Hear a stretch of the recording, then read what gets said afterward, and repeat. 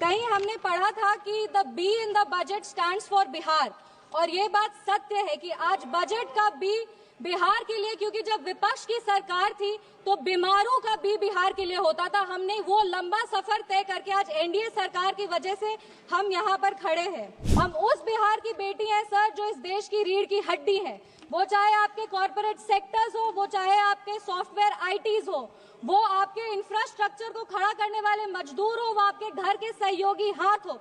हर घर में सर एक बिहारी है, आपके घर को घर बनाने वाला आदमी बिहारी है। बिहार का उत्थान अब अडिग है और बिहार के विकास में अब कोई भी बाधा नहीं आएगी। जीडीपी का मतलब है ग्रॉस डोमेस्टिक प्रोडक्ट, बट जब विपक्ष की सरकार थी तो बिहार में जीडीपी का मतलब था गुंडागर्दी, डकैती और पॉवर्टी। गौरव को और बिहार की जो इतिहास रहा है उसको बार बार इस सदन में उछाला जाता है बिहार के खिलाफ। कई सारी बात विपक्ष कहते हैं, 5 पंक्ति सर हम पढ़ेंगे।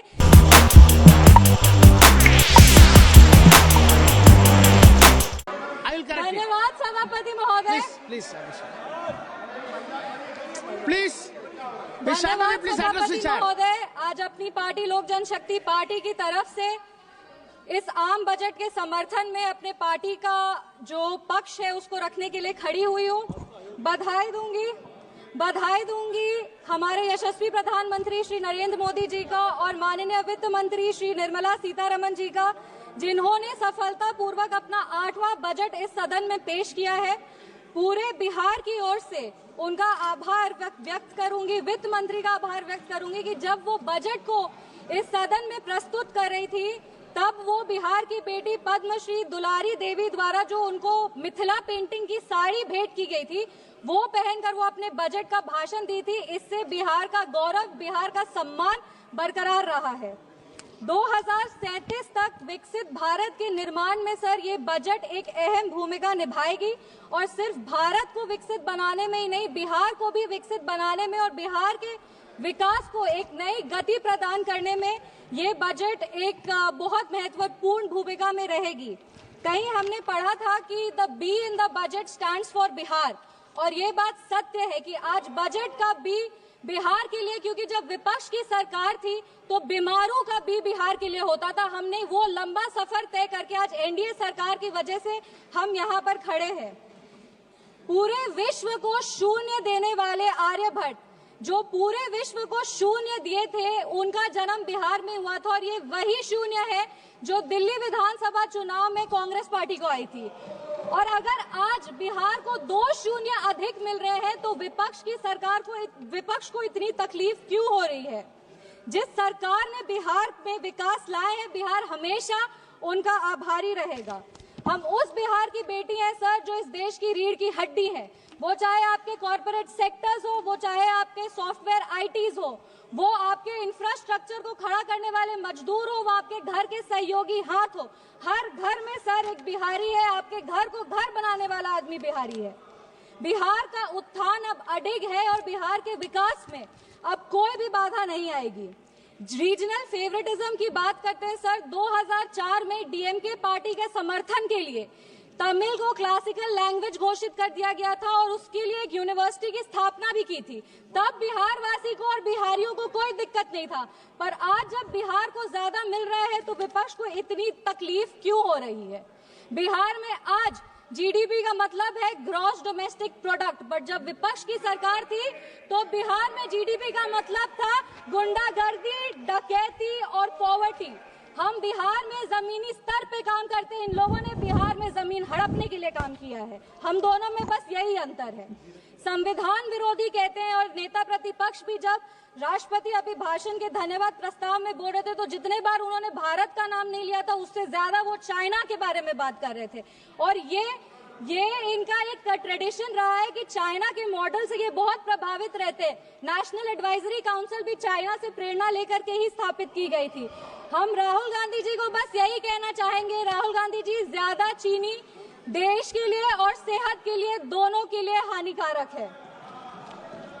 इंडिया अलायंस को देखते हैं सर तो एक गाना याद आता है, इंडिया अलायंस को देखते हैं तो एक गाना याद आता है, देख जमाने की यारी बिछड़े सभी बारी बारी।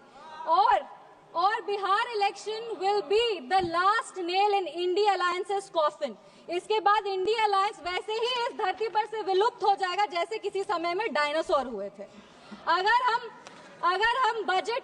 हम बजट की बात करें तो वित्त मंत्री जी ने 50 लाख करोड़ का बजट दिया है, जिसमें 11,21,000 जो है वो कैपिटल एक्सपेंडिचर है।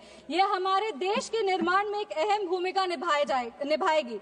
वित्त मंत्री जी ने अपनी भाषण की शुरुआत ही सरकार के एफर्ट्स को रेखांकित करते हुए कहा कि इस बजट का फोकस्ड ग्रोथ पे है, इंक्लूसिव डेवलपमेंट पे है, प्राइवेट सेक्टर इन्वेस्टमेंट पे है और enhancing spending power of India's riding middle class पे है।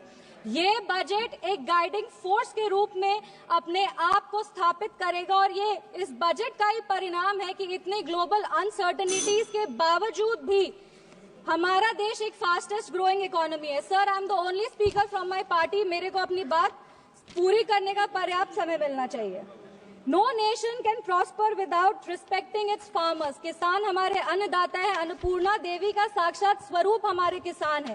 काफी सारी ऐसी योजनाएं जो आत्मनिर्भर विचारधारा से किसानों को सशक्त करने के लिए लिया जा रहा है। प्रधानमंत्री धन धान्य कृषि योजना हो, जो 100 जिले जिसमें कम उत्पाद होते हैं वहां पर लगभग 150 करोड़ किसानों को ये योजना जो है वो फायदा देगी। वो फसल विविधीकरण हो, सिंचाई हो या ऋण उपलब्ध कराना हो, इस योजना के तहत किसानों को सशक्त किया जाएगा। Rural prosperity and resilience programme के तहत ग्रामीण क्षेत्रों को मजबूत किया जाएगा। आर्थिक रूप से उनका सशक्तिकरण होगा। आत्मनिर्भरता in pulses. Sir, I am the only speaker from my party. Sir, I have enough time, I know. Mission for आत्मनिर्भरता इन पल्सेस के तहत तूर, उड़द, मसूर दाल जैसे जो उत्पादन है उसको भी पूरा किया जाएगा। आप कम समय दे रहे हैं इसीलिए हम फोकस पे आते हैं। दलितों का उत्थान के लिए सरकार ने क्या काम किया। पद्मश्री आचार्य किशोर कुणाल ने अपनी किताब दलित देवो भव में लिखा था, जिस दिन समता की आधारशिला पर बनेगा सुदृढ़ वितान, धन्य होगा यह देश और संगठन हमारा होगा अत्यंत महान। जब भारत के भाल पर सुशोभित होगी जाति समता की पताका, तब मिटेगी इस देश की दारुण दुखों की राका। इसी को आधारशिला बनाते हुए एक second sir, let me complete. इसी को अपनी आधारशिला बनाते हुए दलितों के लिए बहुत काम हुआ। उसके कुछ आंकड़े हैं जो हम पेश करना चाहेंगे। महिलाओं को जो महिलाएं अनुसूचित जाति जनजाति से आती है उनको पहली बार ऐसी 5 लाख फर्स्ट टाइम एंटरप्रेन्योर्स होंगे जिनको 5 साल में 2 करोड़ की राशि दी जाएगी। दलितों के लिए जो बच्चे हैं जो पढ़ाई कर रहे हैं उनके लिए पोस्ट मैट्रिक स्कॉलरशिप प्रोग्राम है और प्री मैट्रिक स्कॉलरशिप प्रोग्राम है। Thank you. Please conclude. Give me 5 minutes, sir. Please let me complete. It is not possible. 10 parties. Please, madam. 10 parties together have been allotted only 17 minutes. Already you took 7 minutes. Post matric scholarship scheme के तहत 2024 में लगभग 4.5 लाख ऐसी छात्रों को 5 करोड़ की छात्रवृत्ति वितरित की गई है और प्री मैट्रिक स्कॉलरशिप स्कीम के तहत 18 लाख छात्रों को 437 करोड़ की राशि दी गई है। सर, अनुसूचित जनजाति बिहार में लगातार जातियों को सिर्फ राजनीतिक लाभ के लिए इस्तेमाल किया गया था जब विपक्ष की सरकार थी।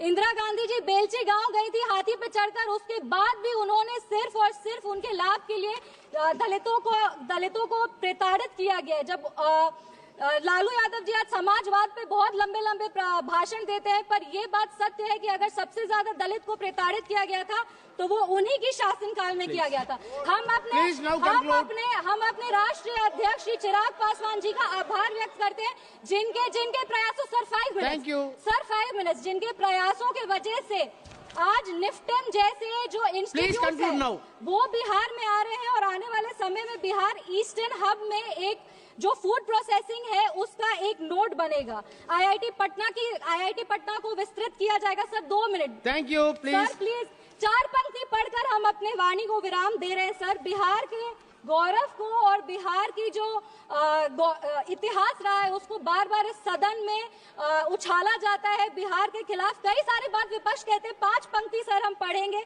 चाणक्य सा ज्ञानी हूँ मैं, जनक सा स्वाभिमानी हूँ मैं, मांझी सा जिद्दी हूँ मैं, बोध गया में सिद्धि हूँ मैं, आर्यभट्ट सा गणितज्ञ हूँ मैं, डॉक्टर राजेंद्र प्रसाद सा राजनीतिज्ञ हूँ मैं, श्री कल्याण बनर्जी, की शेर का दहाड़ हूँ श्री मैं, कल्याण बनर्जी, हाँ बिहार हूँ मैं, मिथिला की मिठास हूँ मैं, वैशाली का इतिहास हूँ श्री मैं, कल्याण बनर्जी, मगध का sir nothing will go on record except Magadh Kalyan का बनर्जी। साम्राज्य